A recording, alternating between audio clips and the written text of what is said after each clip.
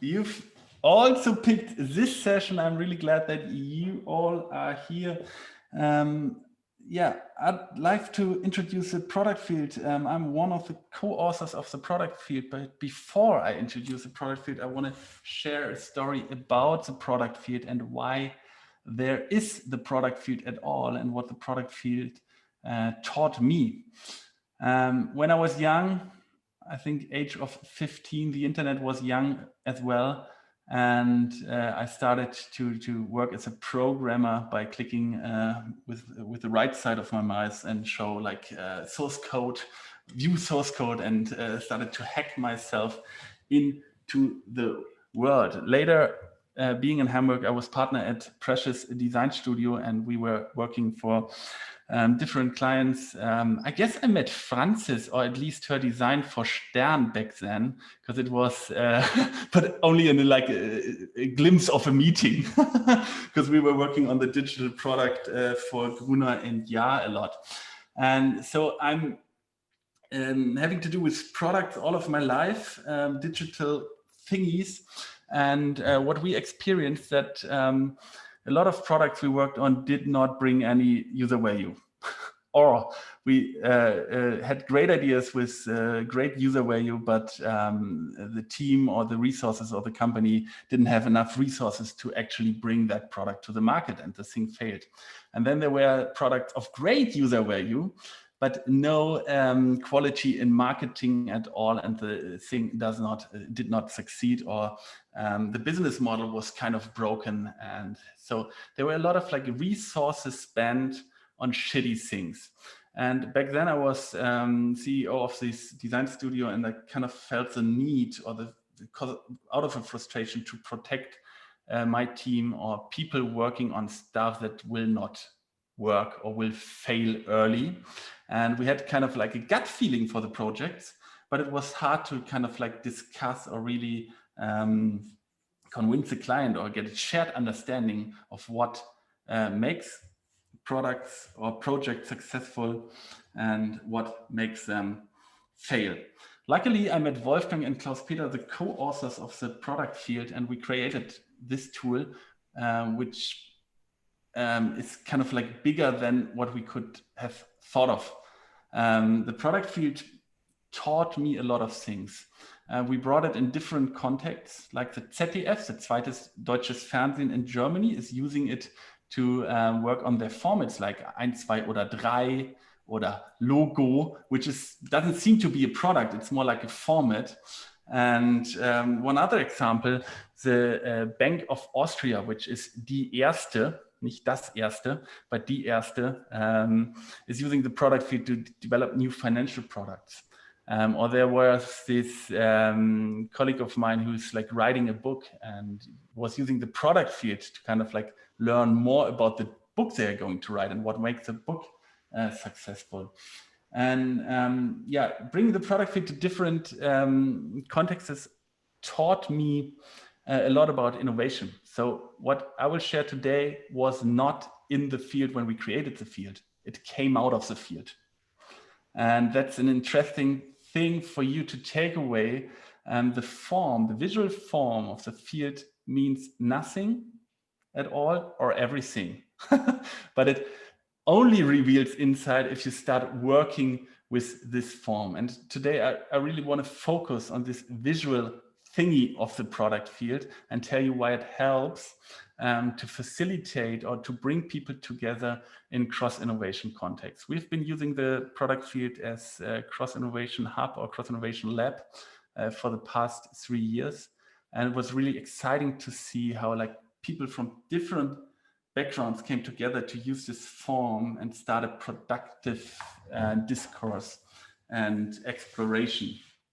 So what I found later is this book called Visual Consulting. I will share it here with you. This thing. And here's the group graphics keyboard. I'm not sure if you've seen it, but it's from the 17th. There are 7 different frames of visualizations. And there's one thing called Mandala, and the product field itself is a mandala. And what's written about a mandala is for perceiving wholeness. Can you see the unities under a diversity of perceptions? And this is what the product field is all about, what this session is all about. It's about working in a mandala, right? And now we are going to kind of like explore this mandala together. I hope you still have your sheet of paper, and I want to guide you through this process of creating the mandala. First, you need to fold this paper to kind of like get a square. So one edge to the long side, right? Just to kind of like get to this square figure. The other edge, the other corner to the long edge, okay? So this is, yeah. And then you have these little 2 points here to kind of like fold your paper into a square.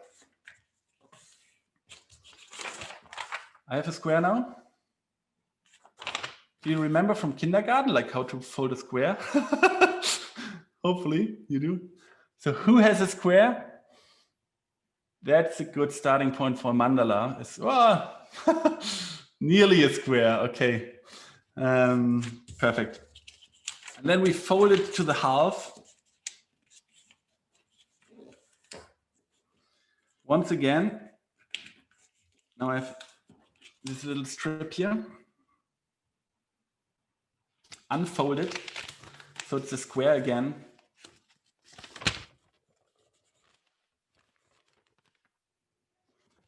And rotate 90 degrees, fold it to the half again.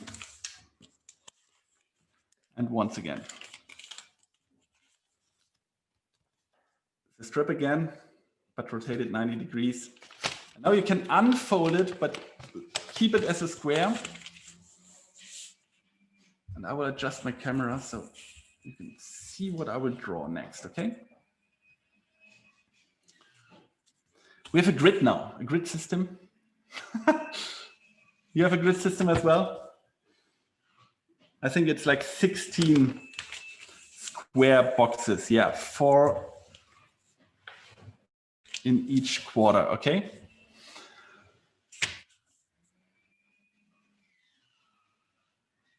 You got your pen, I got my pen. The first thing that we're going to draw is a rhomb oder eine Raute, a diamond in the center of the square. And now I want you to imagine a product you're working on. And I've like a broad understanding of product. A product could also mean like a service you are designing, or a book that you're writing, or a presentation that you have to finish till next workday, or a project that you're currently tackling. The Greek have a better word for it. It's called ergon. It's the work that we do, but it's not the work that we do for ourselves, like la polar. Yeah? It's the work that resonates with the outside. So it's the work that we do for others. And this could be a product or a project. Do you have something in your mind right now? Something that's kind of like personally touches you, that's a work that you're like involved with right now, okay? So focus all your energy. This is the thing here in the center. It's your work. Okay, perfect. And we've defined like innovation, but you can also maybe say creation as the realization and the introduction of new or substantially changed things, works, product, services. Okay, 2 core activities here. It's the realization and the introduction. And these 2 activities define the space we are used to lay out the product field. And I will draw these 2 axes with a dashed line from top to bottom, which is the axis of realization. And I draw a dashed line from left to right, which is the axis of introduction.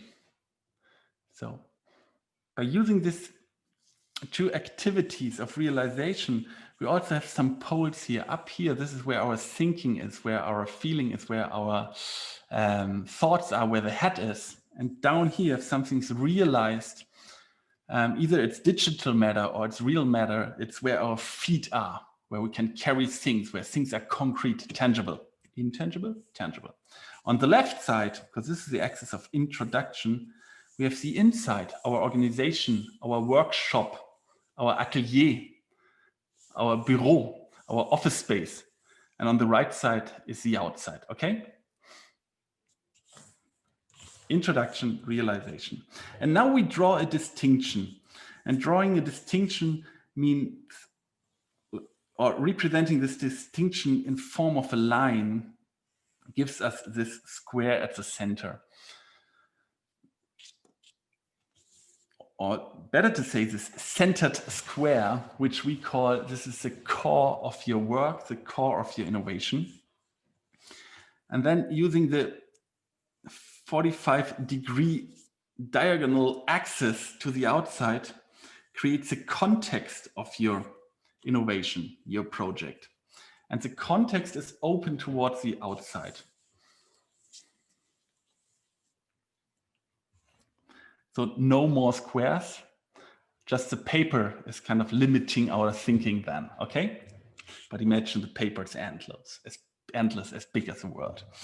Okay, so inside the core, the square, the centered square, we have like distinct distinctions, hard distinctions. This is why I kind of like fill this line, it becomes a solid line.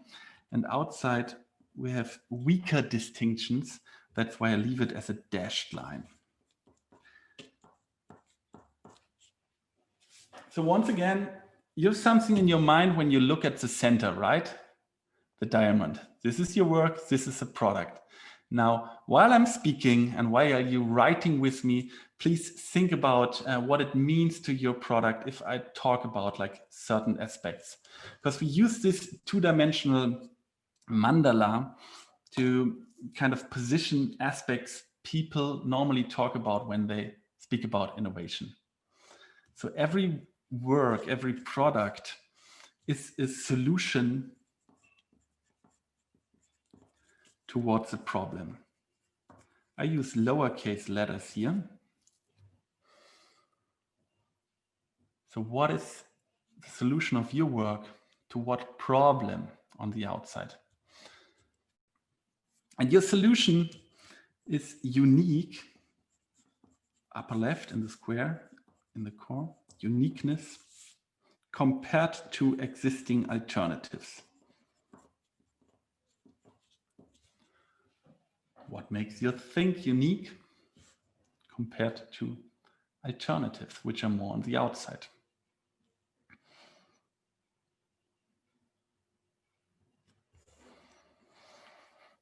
But nothing happens in a black box or a vacuum. It's in the context of the world. It's thrown into the world. The core of your work is positioned in the world. So let's look at aspects in the context. And we talk about users. I use uppercase letters here. And the top right area. And users have certain motivations. Designers tend to say needs.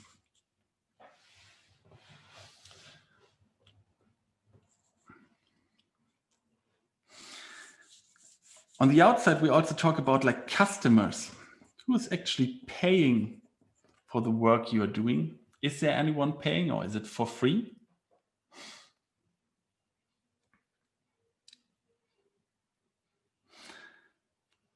And in order to get someone pay for your work, your product, your service, your idea, your innovation, you need to get it into the hands of the customer. So down here, we talk about like distribution.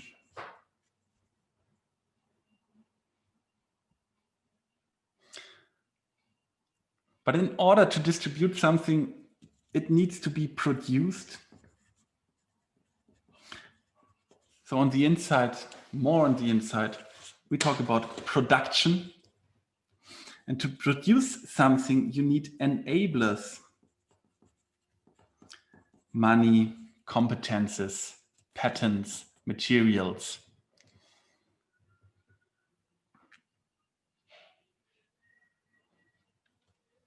That are used. These enablers are led by drivers. So if it's your thing and you work alone on your product and you bring all the competences, you and the driver are the same person. That's why we have a dashed line here. It could be, it's like a one man, one woman show. It's the same, but sometimes you have someone who kind of like organizes a team or drives a team and is responsible for organizing the team, which are enablers to produce something. And you as a driver pursue certain goals.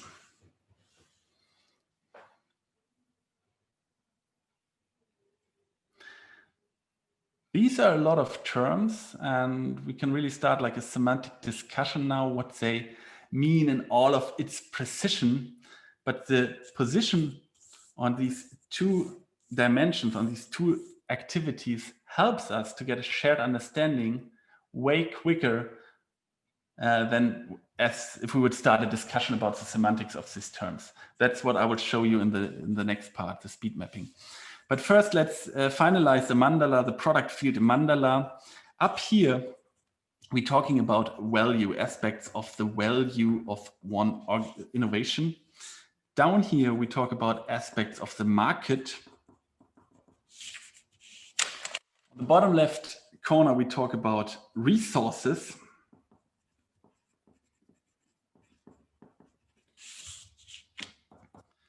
And up here, we talk about the idea.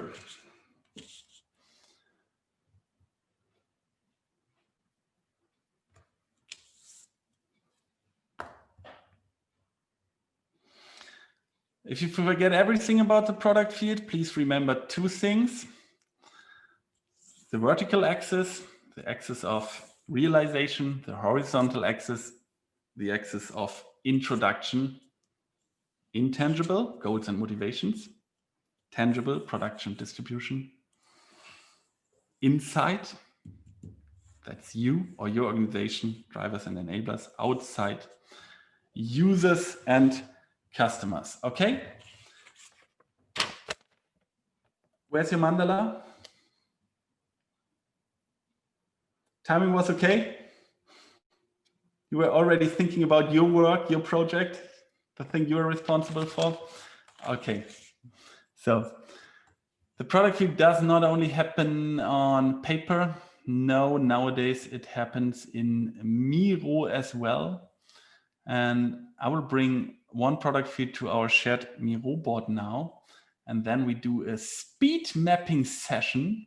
We use the form of the product field to kind of like understand how it works in practice when it's filled with like real information. As I said before, it means all or nothing. The form itself, the mandala itself means all or nothing. But like entering the field and adding information and insights, ideas and thoughts helps us to get a deep holistic understanding of all kind of innovation projects. We are 1, 2, 3, 4, 5, 6, 7 people. We split up in 3 teams by random, Sophia. And you will be thrown into a breakout room with 1 or 2 more persons. And then you start mapping one of your products. So what you do first is say hi, name your product that you'll try to map. It's a speed mapping session. Normally it takes like, it's a thinking process. It takes long. We do it in like 20 minutes today, okay? So come up with one aspect per area, like one user, one motivation, okay? And like keep going. I will be like really pushing now. It was like this relaxed mandala painting, and now we like try it in a way too fast way in like teams, okay? So get started early. I will jump into these breakout rooms and say hi and ask if everything is okay. And what I will do is I will post a bunch of questions that help you or guide you through the field. What will happen in the last step of a product field mapping session, and I will show you via screen sharing, because we're not able to do it in this short format today, is a dot voting on positive and negative aspects in the context of the innovation. And you end up with a visualization via a software tool. I will share that later, with hinderers that kind of like push back and hinder your innovation from being introduced towards the outside. And analyzing like the strengths of and weaknesses of your product also gives you a hint of the character of your innovation. I just let you know that this is possible through the visual form of the product field. How it will exactly happen, you can read it, or you can use a software tool for that. I will share later. Okay, let's go to the back to cross-innovation projects and the product field. I'm pretty sure you all know, let's move to the left side here, follow my cursor. This visualization, it's popular because of IDEO, right? Have you seen it? Some people are nodding. Okay, so the product in the center, or the service, or the thing you are designing, the innovation, is in the center of viability, desirability, and feasibility. And we have kind of like a similar visualization in the mandala, in the product field. And I think it becomes very clear just by showing you this circles up here. On the upper left side, we talk about the idea, the viability of an innovation. On the bottom left side, it's about the feasibility. Are we able to build it? On the right side, we talk about marketability. Are we able to market it and sell it? And on the upper right side, towards the corner of value, is it desirable for the user? And now we're here talking about cross-innovation. When you bring people together from different backgrounds or career paths, and they care about like different aspects of an innovation. Mainly it's in classic corporate context, it's the designers who care about the value for the user and the desirability. And some more like engineering driven companies, they call it R&D. What's the value of this innovation? Down on the left side, you have like technical people, writers, content producers, people who do things, who care about the feasibility. Marketing department speaks about marketability, and most people that are here today are caring about the viability and yeah, more strategic aspects maybe of the innovation idea. What's exciting and what I've learned that the product field as a mandala helps to bring like different perspectives together and kind of like freeze the people from the language they're used to. They use the same vocabulary, but they mean complete different things when talking about users or when talking about distribution. But once you bring them to that shared map, the form of the product field, you kind of give them a way to discuss their contributions towards the product.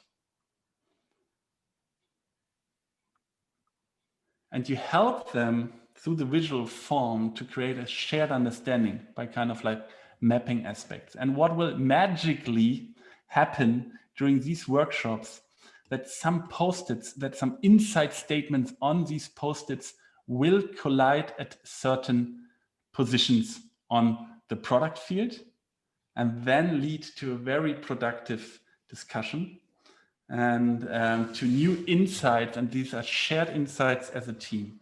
And once you have this shared understanding, there's commitment and there's aligned actions. What happens at the cross-innovation project for Kreativ Gesellschaft that I do sometimes facilitate is, you just give like an artist and the entrepreneur and the Mittelstands guy a product field and 1 hour time to talk and speak. And the field as a form, as a balanced form, being a mandala, like balances their communication. They don't lock themselves in only speaking, oh, we can't do it, it's not possible, it's not feasible, blah, blah, blah, and stay in the lower left corner. Yeah, they move from aspect to aspect, and without like big explanations, you kind of like, and guidance for each team, or facilitating each team, moderating each teams, you help the team to kind of like speak about all aspects that are relevant for product innovation. That said, this is why the forum helps to kind of like bring together people from different backgrounds in cross-innovation contexts. And I'm happy to share this forum as an opportunity for you to learn something out of the forum, because the forum teaches something when you use a product feed with different people. Okay. Any questions? We have some time left for questions, and I really want to use this little 10 minutes that we have together to answer questions. Otherwise, ping me on LinkedIn, write me on Twitter, whatever you want. Let's have a coffee together. But for now, maybe you have like concrete questions, frustrations. Sorry, Michael, this was too esoteric. Whatever. I'm listening now. If I may, I really like this way of handling a diverse group on the way to a product or whatever. I think it's a very good idea to do it like this, because it's not that complex as a business model canvas, for example. So it's much better on that. But what I am wondering is, normally you build your whole innovation process in a company. When you're on a company, not on a startup level, but on a company level, you should build it from the customer's perspective. And now we start from a user perspective that is not always a customer. So, and the customer comes more or less in not a high priority. So does it make any changes here? Or what is the reason for that? Not starting with the customer, but from a user. Yeah, let me explain, or like give you a short answer. I will share my camera once again. Yeah. So hopefully you see the field and still hear me. First, most frameworks do not distinct between customers and users. The business model does not do this distinction, but sometimes you have the situation where parents decide for their children, or speaking of business software, like someone from the buying department decides for all the users who suffer then the pain. So that's why we have a distinction, but it's a kind of like this light distinction. It's a dashed line. Sometimes like the customer is the user. Then next, product field does not say start here. That's what we did today, because it's easy for most teams to start on the outside, because we are used to start on the outside by design thinking. But some companies, if you just let them start the conversation and map things out, talk a lot about like enablers. And I had like one product field session, nothing, it was empty. Not one posted in problem, but a lot fictive things in motivation and users, not research at all. Interesting to just kind of like take a briefing. Maybe you work for an agency. Take the briefing and cut the briefing, the thing that you read in a linear way, into pieces, put it in the product field, and you exactly know what the problem of your client is, what the blind spot of your client is. That's really fascinating and comes out of the form. What we do with startups, we start in the center, because startups are pretty focused on their value proposition, but have nearly no clue about actually their driver enabler situation. I mean, yeah, they need money. That's why they're a startup. But obviously, the relations inside the founder team, whoa, okay, let them start the discussion. Who's actually really leading the thing? Who's kind of like empowering this? how are the power structured? It's all on this side of the product field.